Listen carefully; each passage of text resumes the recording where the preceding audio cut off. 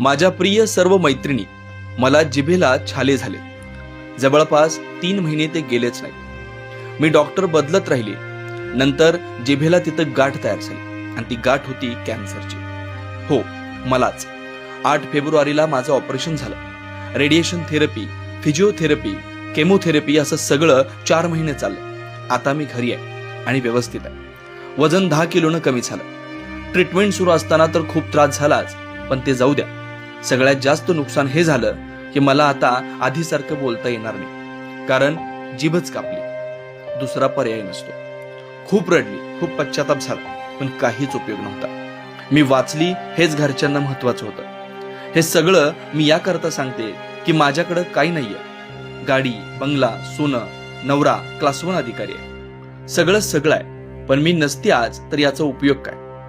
आपण स्वतःकडेच दुर्लक्ष करतो. मुलींना, बायकांना सवय असते कंपॅरिझन करायचं. ही छान दिसते, ही श्रीमंत, ही गोरी, मी जाड, ही फिरायला जाते, असे कपडे घालते, माझी सासू अशीच आहे. खूप असतं आपल्याकडे. पण मृत्यूच्या दारातून जो परत येतो ना, त्याला जीवनाची किंमत कळते.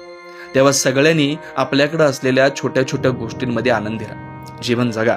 आजकाल कोणाचा कोणता दिवस शेवटचा असेल सांगता येत नाही. आणि सगळ्यात महत्वाचं, आपण काय खातोय याकडे लक्ष द्या. मैत्रिणींनो, आपण सगळ्यांकडे लक्ष देतो आणि स्वतःकडे दुर्लक्ष करतो. आयुष्यात सगळे समोर असताना प्रकृती चांगली असेल तरच आपण त्याचा आनंद घेऊ शकतो. पण मृत्यूच्या दारातून जो परत येतो ना, त्याला जीवनाची किंमत कळते. तेव्हा छोट्या छोट्या गोष्टींमध्ये आनंदी राहा, जीवन जगा. असा संदेश देणाऱ्या प्रतीक्षा यांच्या सकारात्मकतेची उजेड वातच मृत्यूनं विझवून टाकली.